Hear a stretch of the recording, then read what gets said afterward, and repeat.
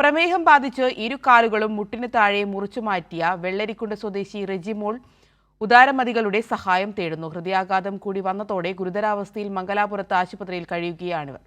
മംഗലാപുരത്തെ ആശുപത്രിയിൽ അടക്കുന്നതിനുള്ള പണം പോലും ഇല്ലാതെ കുടുംബം ബുദ്ധിമുട്ടുകയാണ്.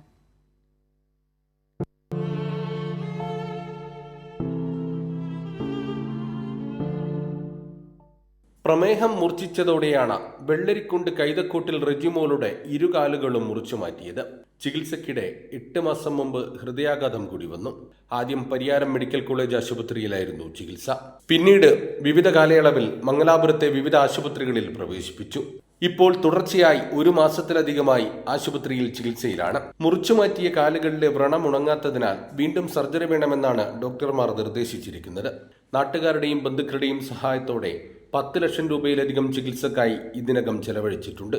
മംഗലാപുരത്തെ ആശുപത്രിയിൽ ബില്ലടക്കുന്നതിനും ശസ്ത്രക്രിയക്കുമായി 10 ലക്ഷം രൂപയിലധികം ഉടൻ ആവശ്യമുണ്ട്. കൂലിപ്പണി ചെയ്ത് ഭാര്യയുടെ ചികിത്സയും വീട്ടുചെലവും നടത്തുന്ന ഭർത്താവ് പോൾസൺ കെ ജോസഫ് ഇത്രയും വലിയ തുക കണ്ടെത്താനാവാതെ ബുദ്ധിമുട്ടിലാണ്. ഇപ്പോഴും വലത്തുകാലിലെ ആ മുറിവ് അത് കൂടുതലായിട്ട് ഇപ്പോൾ ഒന്നും ചെയ്യാൻ പറ്റില്ല. ഇപ്പോൾ ഇടതുകാലിലേക്കും മുറിവ് വന്ന് വെച്ചിരിക്കുക. രക്തോട്ടം ഇല്ലാഞ്ഞിട്ട് 2 കാലിനും നമ്മൾ ആൻറ്റിയോപ്ലാസ്റ്റി ചെയ്തിട്ട് ഇപ്പോൾ പറയുന്ന ഞരമ്പ്, ഇപ്പോൾ ഡോക്ടർമാർ പറഞ്ഞു ഞരമ്പ് ചുരുങ്ങുന്നതുകൊണ്ടാണ് ഇതിപ്പം മുറിവ് പിന്നെ ഉണ്ടാകുന്നത്.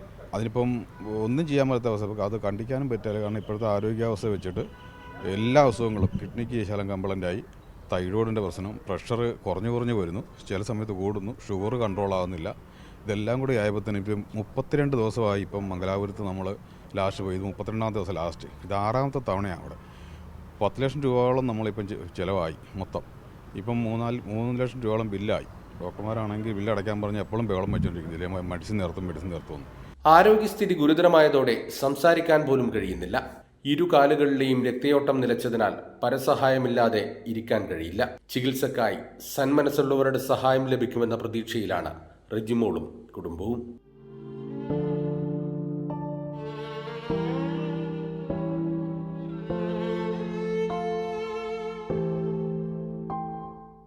കൈരളി ന്യൂസ്, കാസർഗോഡ്.